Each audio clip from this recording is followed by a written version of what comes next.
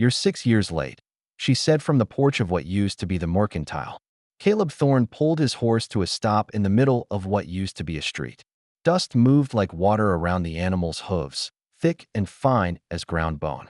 The town of Redemption Flats stretched before him in shades of gray and amber, false-fronted buildings leaning like drunkards, windows empty as picked skulls, boardwalks sagging into sand that had swallowed the wagon ruts he remembered. She stood with her arms crossed, dressed the color of faded blood, hair pulled back severe. The setting sun behind her made a silhouette, but he knew the shape of her even after all this time. Knew the way she held her shoulders, the tilt of her head that meant she was deciding whether to shoot him or hear him out. "Sarah." His voice came out rust and gravel. 6 years of not saying her name out loud. "Don't." She descended 3 steps, and the wood groaned like it might give way beneath her. Her face came into the light then, older, harder, beautiful in the way a knife was beautiful. A scar traced her left cheekbone, silver against sun-dark skin. That was new. "You don't get to say my name like nothing happened." The wind picked up, hot and searching. It rattled a sign hanging by one hinge, a say office, and sent a tumbleweed cart wheeling past the skeletal remains of what had been Henderson's saloon. Caleb could smell the desert reclaiming everything. Creosote and dust, and something underneath that might have been old smoke or old death. What happened here? He dismounted slow, hands visible. The gun on his hip felt heavier than it had that morning. "You happened." Sarah moved into the street, and he saw she wore a gun too, tied low on her thigh in a holster that looked military. "You and your promise to come back. You and your oath that the mine would save us all." Caleb's jaw tightened. "The mine was good. I sent word. Her laugh was a bitter crack. "Your word arrived 3 months after the water did." "Water?" She gestured toward the far end of town, where the stamp mill used to thunder day and night. "Your mine broke through into an underground river. Flooded the whole works in an afternoon. Killed 23 men, including my father." Her voice didn't waver, but her hand did, just a tremor, there and gone. But that's not what buried the town. Caleb felt something cold settle in his gut despite the heat. He'd spent 6 years following a silver vein that promised to make him worthy of her, rich enough to give her everything. 6 years in Mexico and California, dodging claim jumpers and worse, building a stake. He'd sent letters. 3 of them, maybe 4. The mine company pulled out overnight, Sarah continued. No warning, no final wages. They took the equipment, the horses, even the goddamn nails from the lumber yard. By the time people realized they'd been abandoned, half the town was already leaving. The other half, she looked past him, toward the setting sun. The drought hit the next summer. Lasted 2 years. Dust storms came after. Big ones, the kind that turn day to night and bury a wagon to the axles. He could see it now in the way the sand had drifted against every structure, how the buildings leaned away from the prevailing wind like they were still trying to escape.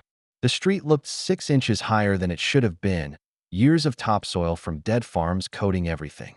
"How many stayed?" Caleb asked. "By the end." Sarah's eyes found his, and they were the color of winter sky. "Just me." The words hung between them like gun smoke. A shutter banged somewhere, a rhythmic and lonely. His horse shifted, uneasy. "What?" The question came out softer than he meant it. Sarah's hand moved to something at her neck. A chain, he saw, with a ring hanging from it. His grandmother's ring. The one he'd given her the night before he left, promising he'd return before winter with enough money to start their life right. "Because you said you'd come back at sundown," she said.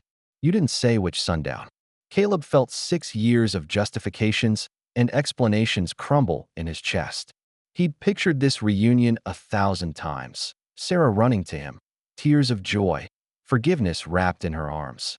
He'd pictured her married to someone else, moved on, living a good life that hurt but made sense.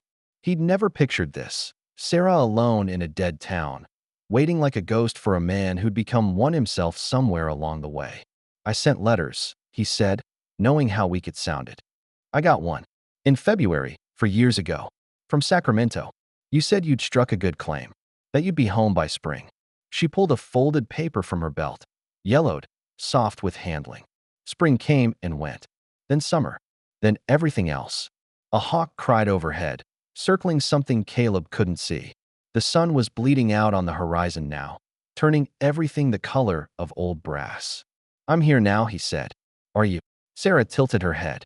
"Or am I finally crazy enough to see what I've been waiting for?" Before he could answer, a sound cut through the evening. Hoofbeats, distant but coming fast. Sarah's whole body changed, shoulders squaring, hand dropping to her gun with the ease of constant practice. "You alone?" Her voice had gone flat, tactical. "Yeah. What?" "Then we've got a problem." She was already moving back toward the mercantile porch, graceful and quick. "How many men you kill on your way to becoming whatever you are now?" The question hit him like a fist. "What?" Simple question, Caleb. "How many?" He thought of the claim jumpers in Sonora, the ambush outside Tucson, the man in Prescott who'd called him a liar and reached first. "Enough that I stopped counting." "Good." Sarah pulled a rifle from behind a barrel on the porch, well-oiled, ready. "Because I counted 3 riders cresting the ridge about the time you rode in. They're not passing through." Caleb's hand found his revolver, checked the loads without thinking. 6 years had made the motion automatic as breathing. "Who are they?" "Men who figured out a woman alone in a dead town is easy prey." Sarah's smile was sharp as broken glass. "They've been wrong twice. Third time, I might not feel so merciful." The hoofbeats were louder now, echoing off the empty buildings.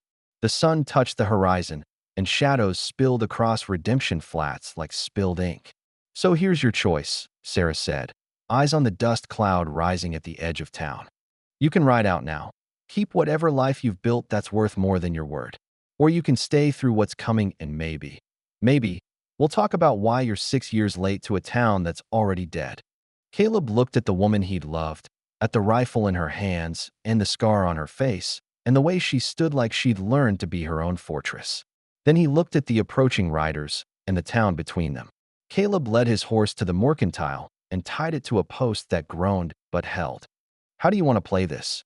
Sarah's eyebrows rose a fraction. Surprise, maybe respect. "You're staying?" "I'm 6 years late," he said, checking his rifle. "Might as well start making up for it." She studied him for a long moment, and he couldn't read what moved behind her eyes. Then she nodded toward the saloon skeleton across the street. "Roof's still mostly solid. You can see the whole street from up there. They'll come straight down the middle, they always do. Men like that think the direct approach is intimidating." "How many times has this happened?" 3, counting today. First time was 2 men thinking they'd found an easy widow. Second was a lone drifter who got ideas. Her jaw set. "I buried them all in the cemetery, proper-like." Even said words. Caleb felt something shift in his understanding of who Sarah had become. The girl he'd left had been strong but soft-hearted, the kind who nursed injured birds and cried at funerals. This woman had done what survival demanded and lived with it. "Where do you want me?" he asked. "Not the saloon. Stay close. The mercantile's got shooting positions from 3 windows. We bracket them. I take left field of fire. You take right. Anything in the middle, we both own." She moved inside, and he followed. The interior was stripped bare except for a few barrels, a counter lying on its side, and a ladder leading to a partial second floor. Dust coated everything in felt-thick layers. Sarah went to the right window, used her sleeve to clear a spot of glass that had somehow survived. "They know you're here." Caleb positioned himself at the left window. "They saw you ride in. That's why they're coming now. 3 to 2 is better odds than 3 to 1 in their thinking." "You know them?" The leader calls himself Casper. Dutch accent, scar from ear to jaw, missing 2 fingers on his left hand. Sarah's voice was clinical, reporting facts. "Rides a paint horse. The other 2 change, whoever he picks up in the territories. Drifters, outlaws, men with nothing to lose." The hoofbeats slowed as they entered town. Caleb could see them now through the dirty glass. 3 riders spread wide, moving at a walk. Sarah had been right about the paint horse. The man on it was lean and weathered, hat pulled low, and even at this distance Caleb could see the scar tissue catching the dying light. "Miss Sarah." Casper's voice carried clear across the empty street, accented and almost cheerful. "I see you have company. This is good. We can make it a party, Ja?" Sarah didn't answer. Caleb watched her face in profile, perfectly calm, breathing steady. Whatever fear she felt, she'd learned to bury it deep. "Come now, don't be this way." Casper walked his horse forward another 20 feet. The other 2 men stayed back, flanking wide. One held a shotgun across his saddle. The other had his hand resting on his pistol. We only want to talk business. You have something we need. We have something you need. Is civilized. What's he after? Caleb whispered. Water. Sarah's voice was barely audible. I found a spring on the south side of town, small but reliable. Enough for one person and a few animals. Not enough to share with men who'd take everything. Caleb understood then. In this country, water was worth more than gold. And a woman protecting a water source was a problem that men like Casper would solve with violence if they couldn't solve it with intimidation. Last time I said no.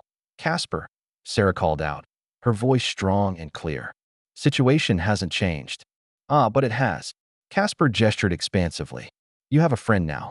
A protector, maybe? This means you are stronger, Ja? So maybe now you share from position of strength, not fear. Or maybe, Caleb said, loud enough to carry. The lady's given you her answer twice, and you're too stupid or too stubborn to ride away while you still can. The silence that followed had texture, dangerous and coiled. Casper's head turned toward the mercantile, trying to locate exactly where Caleb's voice had come from. And who are you, friend? Her husband? Brother? Or just some fool passing through who doesn't know whose water he's defending? Caleb felt Sarah's eyes on him. The ring still hung around her neck, visible in the dusk. 6 years late. A town buried in dust. A woman who'd learned to kill rather than run. I'm the man who made her a promise, Caleb said. And I've broken enough of those. Not looking to break another. Something passed across Sarah's face. Not quite forgiveness, but maybe the beginning of understanding. Casper laughed, but there was no humor in it. Promises. In a dead town, to a woman with nothing but dust and one little spring. You know what I think? I think you are a fool. His hand moved to his rifle. But fools can still bleed. So can thieves, Sarah said softly, and fired. The shot took Casper's hat clean off his head. A warning, not a killing shot, but close enough to make his paint horse rear and scream. The other 2 men jerked, hands going to weapons, but neither drew. Not yet. Casper controlled his horse, one hand pressing his head where the bullet had grazed. It came away dark with blood. When he looked at the mercantile again, his face had changed. All pretense of civility gone, replaced with cold intent. That was a mistake, Miss Sarah? No, Sarah said, already levering another round. The mistake was coming back a 3rd time. First time I let you leave was mercy. Second time was patience. This time, Caleb finished her thought by firing a shot that kicked up dust between the front hooves of the shotgunner's mount. The horse bolted sideways, and the man had to use both hands to stay seated. This time, Caleb said, you're going to ride out, spread the word that Redemption Flats is no longer open for business, and count yourselves lucky you didn't end up in her cemetery with the others. For a long moment, the 6 of them existed in perfect tension, 3 on horses in the dying light, 2 in the shadows of the mercantile, and the ghost of the dead town watching it all. Then Casper smiled, and Caleb knew they'd passed from negotiation to war. You want war over water in a dead town? Casper's voice had gone quiet, intimate almost. You want to die for dust and memories? He looked at his companions, nodded once. Then we give them what they want. The 3 riders split, Casper straight backward, the other 2 peeling left and right, moving to flanking positions. They didn't ride away. They rode to surround. They're going to wait for dark, Sarah said, pulling back from the window. Then they'll come from 3 sides at once. Fire, probably. Burn us out or smoke us out. How much water you have? Enough for a week, if I'm alone and rationing. She looked at him directly. 2 days, maybe 3, if there's 2 of us and we're fighting. Ammunition? I've got plenty. You. Caleb checked his belt, his saddlebags. Enough for a fight. Not enough for a siege. The sun slipped below the horizon completely, and darkness rushed across Redemption Flats like a flood. Somewhere in the town, a coyote called, mournful and distant. Sarah moved to light a lantern, then stopped. If we light up, we make ourselves targets. If we don't, we can't see them coming. She stood there, hand on the lantern, silhouette against the deep blue of the window. Why did you really come back, Caleb? The question hung in the darkness between them, weighted with 6 years of silence. Because I kept my word, he said quietly. Just too late to matter. It matters. Her voice was soft, almost swallowed by the night. It doesn't forgive, but it matters. Outside, in the darkness, Caleb heard the faint clink of metal on metal, spurs, or bridles, or weapons being prepared. The siege was beginning. The fire started at midnight. Caleb smelled it before he saw it. Creosote and dry wood, the particular acrid bite of kerosene used as accelerant. He'd been watching the darkness from the second-floor window, eyes aching from the strain, when orange light bloomed at the north end of town. "They're burning the boarding house," Sarah said from below. She'd positioned herself at the back window, covering the alley approach, trying to light up the street, give themselves something to see by. The flames climbed fast, hungry for the desiccated wood. Within minutes, the entire structure was an inferno, casting dancing shadows across the ghost town and turning the dust in the air into a glittering haze. Caleb could feel the heat, even from 2 buildings away, could hear the pop and crack of timbers giving way. "There!" Sarah's voice was sharp. Movement behind the assay office. Caleb shifted to see a figure darting between shadows, barely visible in the firelight's edge. Not Casper, too short. One of the others, trying to work his way closer while they were distracted by the blaze. "I see him." Caleb tracked the movement, patient. His trigger finger rested alongside the guard, waiting. The figure paused behind a water trough, then broke for the next building. Caleb fired. The man screamed and went down, clutching his leg. Not a killing shot. Caleb had aimed low deliberately. Despite everything, despite the years and the violence and the hardness he'd accumulated like trail dust, he still chose mercy when he could. "One down," Sarah said. 2 to go. The wounded man was crawling now, trying to drag himself back toward cover.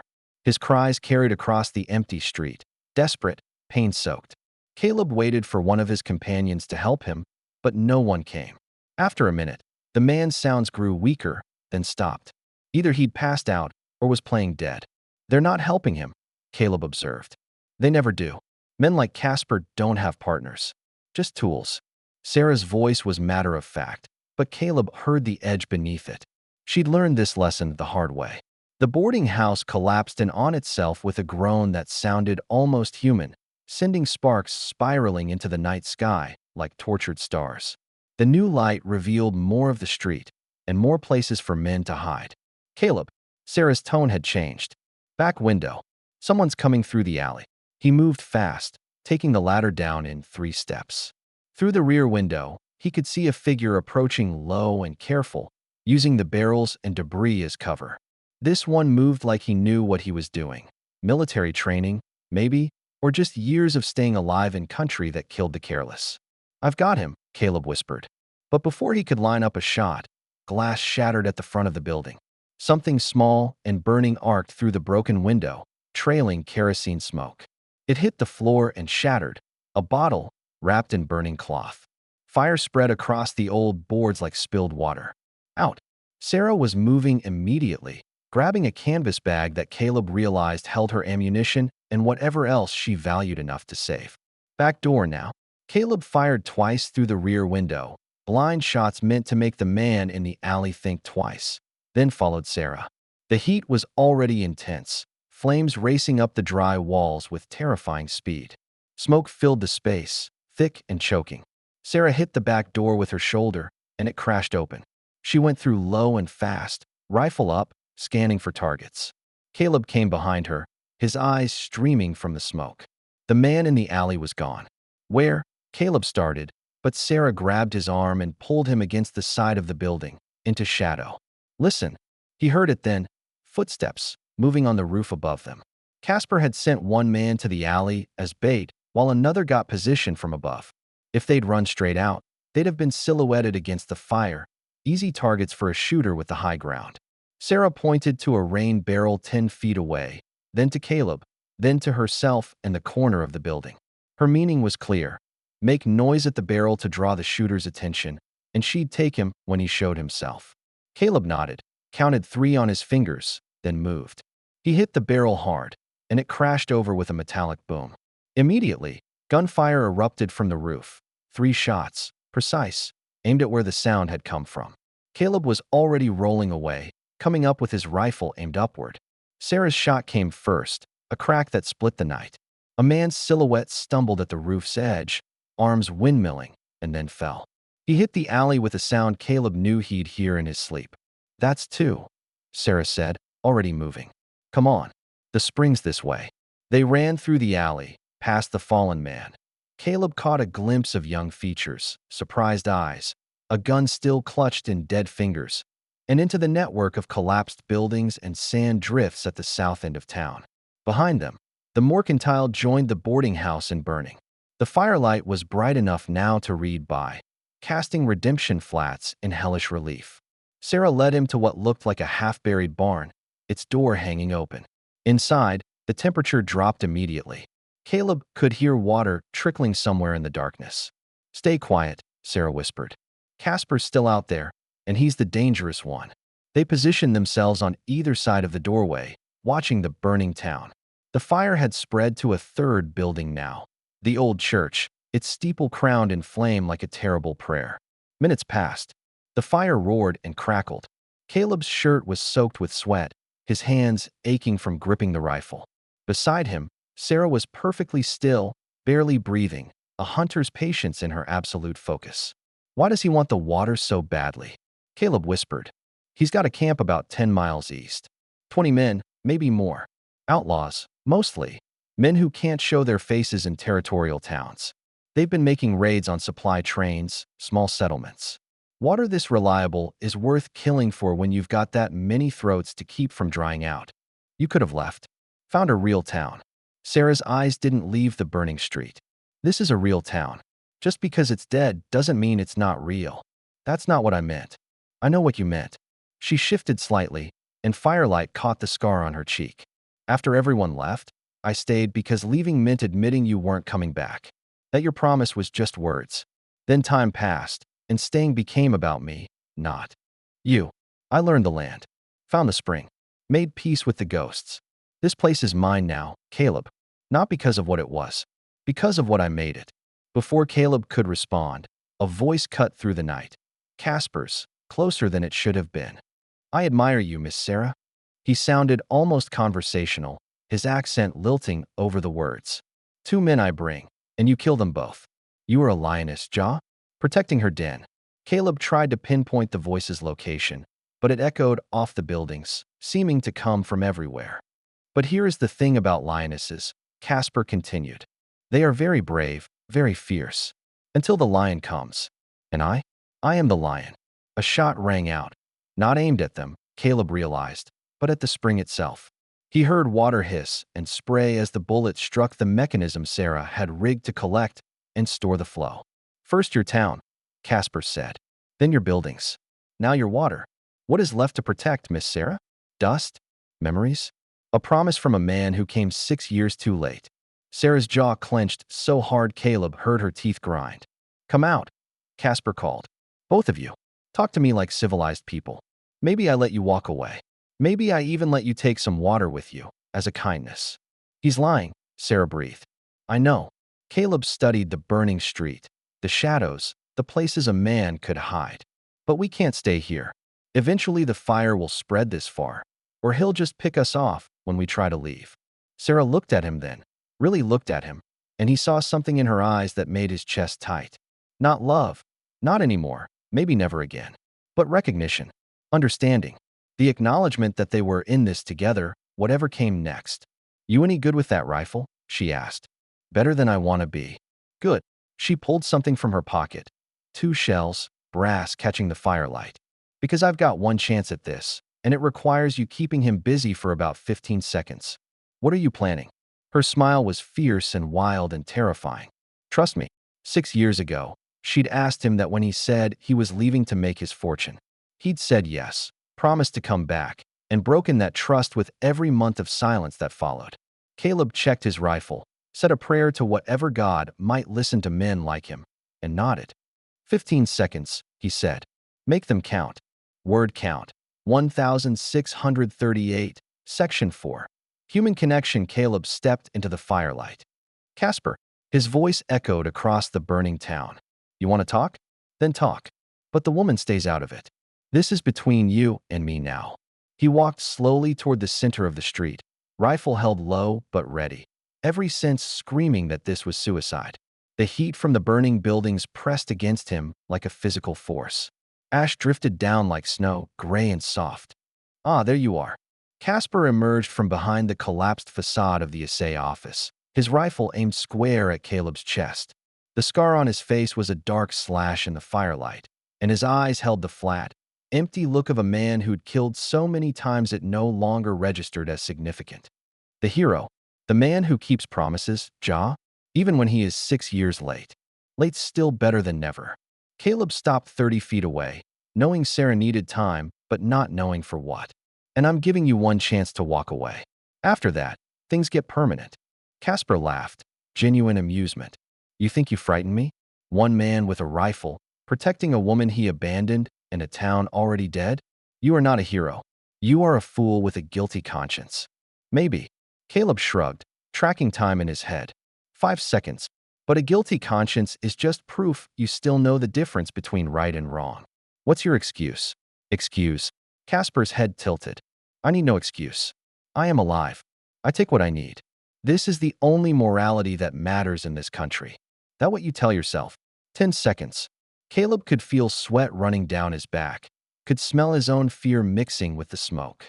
Makes it easier to sleep? Knowing you're just an animal doing animal things. Better an animal that lives than a man who dies for nothing. Casper's finger tightened on the trigger. Your 15 seconds are up, friend. Where is she? The shot came from the church. Sarah had climbed the burning steeple. Caleb realized it with a jolt of terror and admiration and positioned herself in the bell tower. The angle was insane. The heat must have been unbearable, but the shot was perfect. Casper's rifle exploded in his hands as Sarah's bullet struck it dead center, the barrel splitting like a flower. He screamed and dropped the ruined weapon, his hands shredded from shrapnel and the explosion of the cartridge still chambered. Caleb moved without thinking, covering the distance between them in seconds. He slammed the butt of his rifle into Casper's jaw, and the man went down hard, blood spraying from his mouth. Don't move, Caleb said, his rifle aimed at Casper's head. Don't even breathe hard. Casper lay there, clutching his mangled hands, blood seeping between his fingers. He looked up at Caleb with eyes full of pain and rage and something else. Disbelief, maybe, that a dead town and a woman he'd thought broken could bring him to this. Sarah appeared out of the smoke like an avenging spirit, her face soot-stained, her hair singed at the ends, her dress scorched. She'd climbed down the outside of the burning church, Caleb realized, because the inside would have been completely engulfed. You're insane, Caleb said when he could find his voice. Probably. Sarah looked at Casper without pity. But I'm alive, and my water's still mine, and he's not. Casper coughed, spat blood. My men will come for you. Your men, Sarah said, kneeling down to his level, watched me kill 2 of their companions tonight and didn't lift a finger to help. You think they're coming for revenge? They're probably already riding back to camp to decide who gets to be the new leader. She stood up, brushed ash from her hands. You're alone, Casper. Welcome to the feeling. The church's steeple chose that moment to collapse, sending up a geyser of sparks and a roar like a dying giant. The impact shook the ground beneath their feet. We need to move, Caleb said. The whole town's going to go up. They dragged Casper to the spring building, Sarah's rifle never wavering from his back. Inside, the temperature was 15 degrees cooler, and Caleb could hear the blessed sound of water still trickling despite the damage from Casper's shot. Sarah had rigged an impressive system. Carved channels to direct the flow, multiple storage containers, even a primitive filtration setup using sand and charcoal. This is what you built, Caleb said softly, seeing it fully for the first time. Had to do something with my time. Sarah began tying Casper's wrists with rope she pulled from a hook on the wall. Her movements were efficient, practiced. Besides waiting for ghosts, Casper groaned but didn't fight. His hands were ruined, his face swelling from Caleb's strike, his spirit broken. He'd gone from predator to prisoner in the span of 15 seconds. Sarah finished the knots, tested them, then walked to the spring itself. She cupped her hands, drank deeply, then splashed water on her face and neck. The soot streaked but didn't come clean. She'd have to really wash later. You should drink, she said to Caleb. It's good water. Sweet. He joined her, knelt by the spring, and drank. She was right.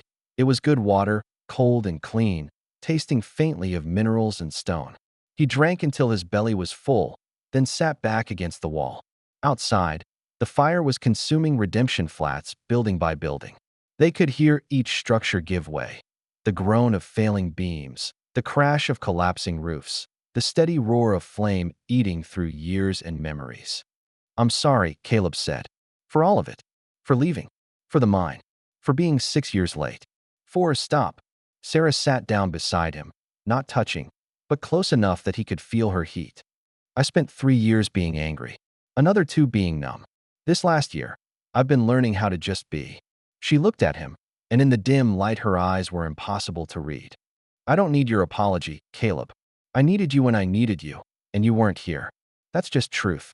Not forgiveness or condemnation. Just what happened. Then what do you need?" She was quiet for a long moment, watching the firelight paint shadows on the walls. "I need to know if the man who came back is worth the 6 years I spent waiting." The question hung between them, honest and brutal. Caleb thought about the 6 years. The claims he'd worked, the money he'd made and lost, the men he'd killed, the choices he'd made that kept him alive but cost him pieces of himself.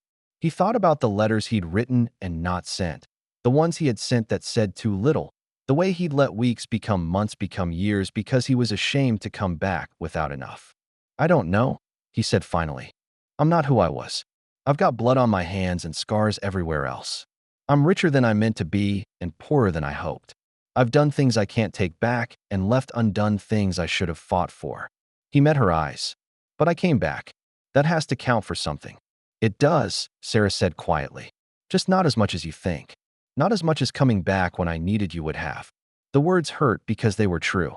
Sarah reached up and unclasped the chain around her neck, his grandmother's ring sliding into her palm. She held it out to him, firelight making it glow. "I can't wear this anymore," she said. "It's not mine.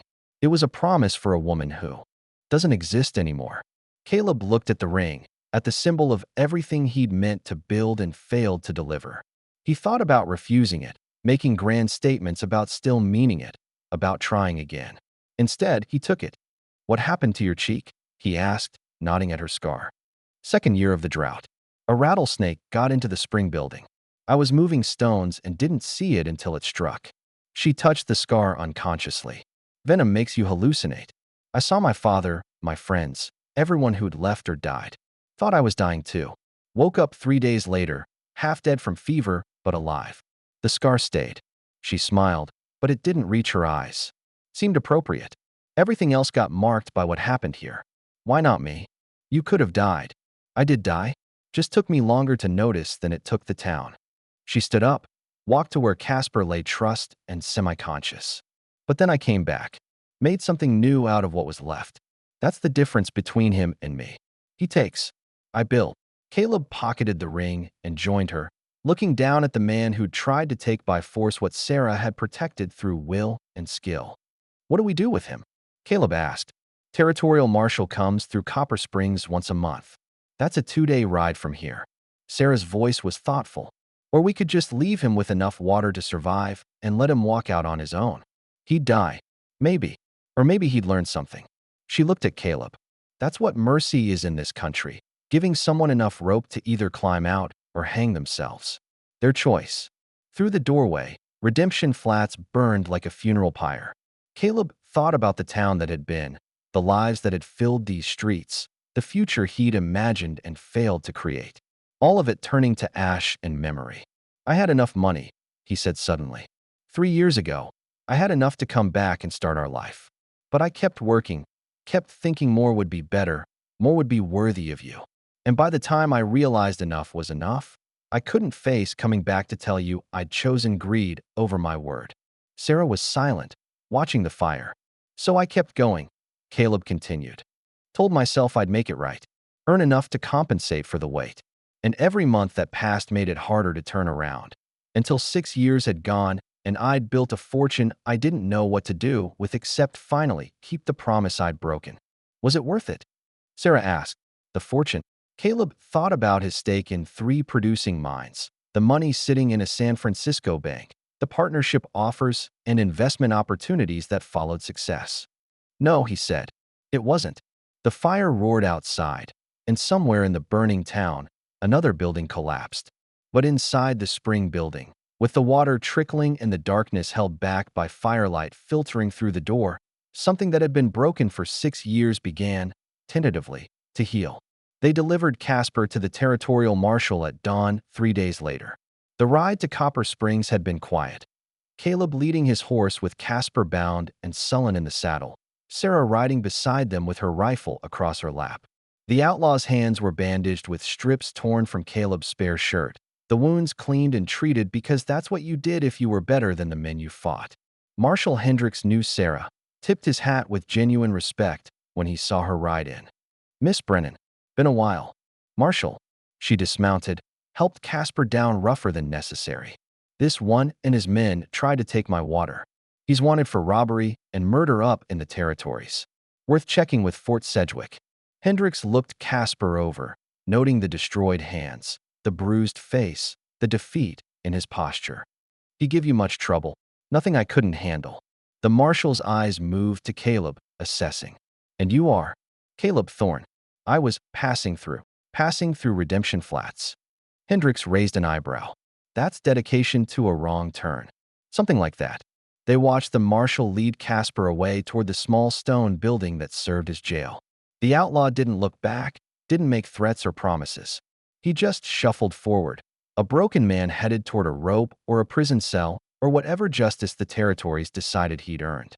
Sarah stood in the dusty street of Copper Springs, a living town, with people and noise and the ordinary chaos of existence, and looked out of place. Not uncomfortable, exactly, but like a wolf someone had tried to put in a parlor. "You should stay here," Caleb said. "This is a good town. You could buy a house, start over somewhere people actually live." "Could." Sarah adjusted her hat against the sun. "Or I could go back to what's mine." "Sarah, the town's gone. The fire took everything except the spring building and maybe the church foundation. I know what the fire took." She turned to face him. "Question is, what are you taking? Your money? Your guilt? Your satisfied conscience now that you've finally shown up and done your hero act?" The word stung because he'd been thinking exactly that maybe, having come back and helped and proved himself, he'd earned enough to leave again with something like peace. "I've got business," he said carefully. "Mines that need managing. Partners expecting me. A life I built that's not this." "Then go." Sarah's voice was flat. "You kept your promise, Caleb. 6 years late, but you kept it. You can ride away clean." He wanted to. God. Part of him wanted to climb on his horse and return to the life that made sense, where water wasn't worth killing for and towns didn't die of broken promises. But he looked at Sarah, at her scarred face and hard eyes, and the way she stood like she was her own fortress, and something in him refused to move. "What if I stayed?" The words came out before he'd fully thought them through. "Not forever, maybe, but long enough to help you rebuild something. The town's gone, but you said it yourself. You made peace with the ghosts. Maybe we could make something new from what's left." Sarah studied him with an intensity that felt like being weighed on scales. "Why?" "Because 6 years ago I rode away thinking I was making the right choice, and I was wrong. Maybe this time I choose different." "That's not good enough." Sarah stepped closer, and he could smell smoke and dust and determination on her. "I don't need you to stay because you feel guilty or noble or like you owe me something. I need you to stay because you can't imagine being anywhere else." Caleb thought about his mines, his money, his carefully constructed life in San Francisco with its comfortable rooms and respectable business meetings. He thought about the empty center of that life, the way he'd filled it with work and motion and anything to avoid thinking about a girl waiting at sundown in a town he'd helped destroy. Then he thought about Sarah climbing a burning church steeple to make an impossible shot. About her surviving alone in a dead town through drought and predators and isolation because she'd refused to let go of what was hers. About the way she'd looked at him in the darkness and asked if he was worth the waiting. "The thing about guilt," Caleb said slowly, "is that it means you remember. You care. You're connected to something bigger than your own survival." He met her eyes. "I'm not asking to pick up where we left off. That girl and that man are both gone. But maybe these two people who are left could figure out what comes next. Together."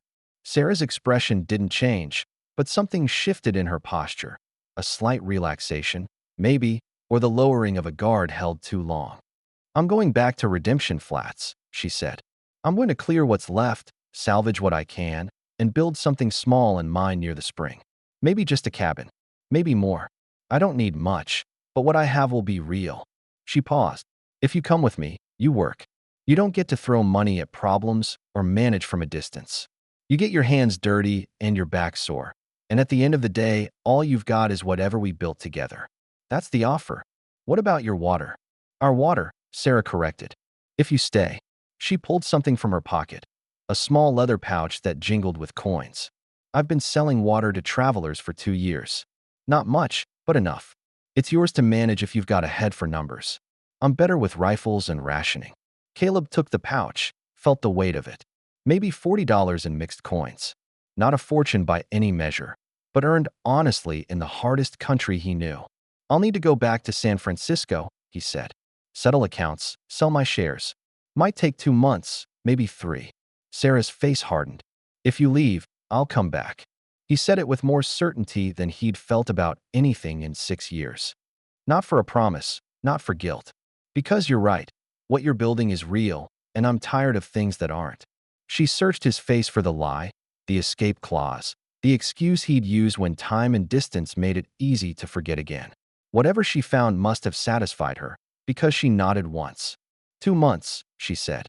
If you're not back by then, don't come back at all. I won't wait 6 years again, Caleb. Won't wait 6 weeks if I can help it. I've learned how to let go. I'll be back. He pulled out his grandmother's ring, held it up. And I'll bring this. Not as a promise for who we were. As a reminder of what promises cost when you break them. Sarah looked at the ring for a long moment, then up at him. Make it a reminder of what they're worth when you keep them. They rode back to Redemption Flats together, arriving as the sun began to set, golden light painting the ruins in shades of amber and rose. The town was unrecognizable now, reduced to stone foundations and charred timber skeletons and the ever-present dust. But the spring building stood intact, and the church foundation was still solid, and water still trickled from the earth like a promise the land itself was keeping. Caleb spent a week helping Sarah salvage what could be saved: tools buried in ash, unburned timber from collapsed buildings, metal fixtures they could reuse. They worked dawn to dusk, speaking little, but moving in a rhythm that felt like relearning an old dance. On the morning he left for San Francisco, Sarah walked him to his horse. The sunrise painted the eastern sky crimson and gold, and somewhere a hawk cried its hunting call. 2 months, she reminded him. 2 months, he agreed. He rode north, toward the rail line that would carry him to his old life and the settling of accounts. But he looked back once, and Sarah was still standing there in the ruins of Redemption Flats, a figure carved from determination and dust and something fiercer than love, something like hope. The travelers who passed through Redemption Flats 2 years later found it transformed. The town was still small, just 3 buildings clustered near a reliable spring, but they were solid, well-built, clearly meant to last. A cabin with a covered porch, a barn with good timber and straight walls, and a trading post that sold water, supplies, and information to those crossing the territory. The couple who ran it were known for fair dealing and hard work. The woman, tall, scarred, rifle never far from hand, knew every trail and water source for 100 miles.